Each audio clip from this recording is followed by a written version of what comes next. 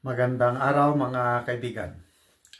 Gusto kong magbigay reaksyon sa pahayag ni Senator Bongo tungkol sa reklamo o patutsada, pasaring ni Mayor Basti Duterte sa kanya yung bago lang natapos na maisog rally sa Pampanga. So sa speech ni Mayor Basti, sinabi niya na, pare, idolo pa naman kita. Bakit tahimik na tamahimik ka? Wala kang paninindigan. You still have time to redeem yourself. Ipakita mo na para ka sa taong bayan. Ganun. Prangka-prangka lang si Mayor Baste. Ayun. Sumagot si Senator Bongo. Ito, basahin ko ang statement ni Mayor Baste. Then mamaya, himay-himayin natin. Mag-reaction tayo. Iniintindi ko ang saloobin ni Mayor Baste. Matagal ako nagsilbi ng tapat sa kanyang ama na dating Pangulong Duterte. Half of my life was spent with him, and even until now, I continue to help in my personal capacity, however small, dahil commitment ko ito sa kanya. Hindi ko siya pababayaan. As they say, there is always a time for everything. Kaya, pagsiserbisyo ang inuuna ko ngayon. Okay? Ako ay patuloy na nagsiserbisyo dahil ito ang aking mandato at natutunan mismo kay dating Pangulong Duterte. Uunahin ko palagi ang pagsiserbisyo, pagmamalasakit at pagmamahal sa kapwa ng higit sa aking sarili. Tulad na ang laging bilin ni former President Duterte sa akin, uunahin mo ang kapakanan ng inyong kapwang Pilipino, lalo na ang mga mahirap at wala at hindi ka magkakamali. One thing is for sure, mahal na mahal ko ang kapwa ko Pilipino higit pa sa sarili. Kaya patuloy ako magmamalasakit sa aking kapwa. Salamat po. Okay. So, anong masasabi nyo itong response ni Senator Bongo? Ang issue is yung pananahimik. Nakakabinging katahimikan. Example na lang, yung nangyari sa Davao City. May salita na ba siya tungkol sa yung overkill na pag-serve ng warrant of arrest laban kay Pastor Kibuloy? Nagsalita na ang dating Pangulo, nagsalita na si VP, si Senator Padilla, gumawa na ng hakbang, nag-file na ng resolusyon para imbestigahan ang nangyari. Si Bato, may narinig ba kayong ano? So, ito, nakakabinging katahimikan itong si Senator Bongo. So, sabi niya, inuuna niya ang pagsiserbisyo. Na there's nothing wrong sa pagsiserbisyo. Kaya lang,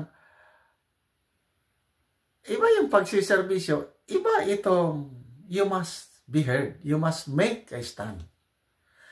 Ito nga, mayroong nga nag-comment, isang netizen, dito sa statement ni Senator Bongo, sabi niya, aanhin pa ang pagmamalasakit mo, Senator Bongo, kung lugmok na ang mga Pilipino. Kasi nasabi niya na, ang asawa ko, isa sa mga beneficiary sa malasakit center mo. Salamat doon. Kaya lang, kailangan namin ng kamay na bakal. Bakit ka extremely quiet sa nangyayari sa Davao Overkill? Iyon ang mga ano sa kanya. So, dito, ang ano ko dito sa kanyang statement is palusot. Palagi niyang binabanggit si President Duterte na yun daw ang habilin. Ang kanyang pinagkautangan ng loob, hindi mananalo itong si Bongo na senador. Ako nga, ayoko sa kanya. Kaya lang, nung sige siyang in-endorse ni PRRD, binoto ko na lang dahil yun ang sabi ng Pangulo, edi binoto ko. Kaya lang, nagsasalita na ang PRRD laban sa Chacha. Okay, ito. Ang pinaka malaking banta sa kalayaan ng ating bansa ngayon, sa demokrasya, is yung charter change. Kaya nagkakaroon ng maisog rallies sa buong bansa, sa buong mundo, dahil nilalapastangan ng administrasyong ito ang konstitusyon. Ano ang stand ni Senator Bongo sa charter change? Klaro na ba? Mabuti pa itong si Senator Hontiveros, Senator Pimentel, klaro ayaw nila. Mabuti pa si Senator Escudero, klaro ayaw niya. Sino pa? Mabuti pa si Senator Amy, Senator Villar, klaro ayaw. Ibig sabihin, itong 5 senador, hindi man klarong aliado ni except kay Senator Amy, they made their stand. Nagsalita sila. Ayaw namin ng charter change. How about Bongo? Kung totoong nagmamalasakit siya sa mahirap, sa kapwa. Itong charter change, pang-aapi na ito, panluloko. Di ba? Dinideceive. Niloloko nila ang mahihirap. Perma, ayuda. O di ba ang niloloko ang mga mahirap? Saan itong sabi ni Senator Bongo na nagsisilbi siya sa mahirap? Na wala man siyang stand. Wala siyang boses sa ngayon. Ang tingin ko dito kay Senator Bongo, ayaw niyang maipit sa bangayan ng Marcos at Duterte. Ano siya? Playing safe. Kasi magre-re-elect. Ayaw niyang magalit ang mga Marcos loyalist sa kanya. He is hoping na bobotohan siya ng mga Marcos loyalist. Kaya hindi siya sumasama sa adhikain ngayon ni PRRD na labanan itong administrasyong ito. Tingnan natin. Then, how about itong mga Duterte loyalist? Bubutuhan pa ba siya? Mga kaibigan, bubutuhan niyo pa ba si Senator Bongo?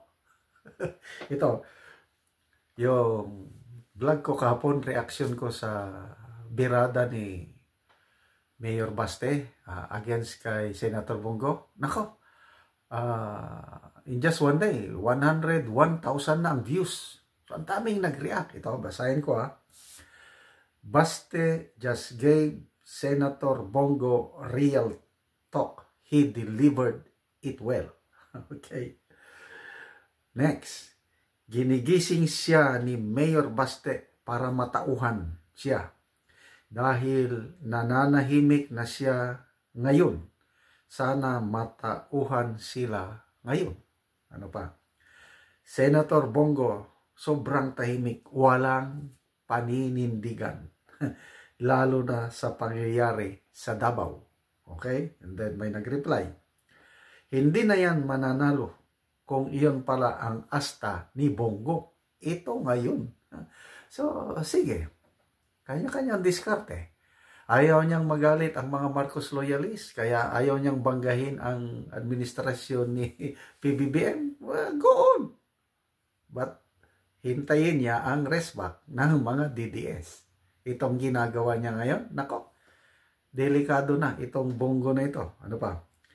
Pinsan ata niya si malaking farm na si Mayor Go. Mayor Alice Go sa Bamban magpinsan daw. Ano pa?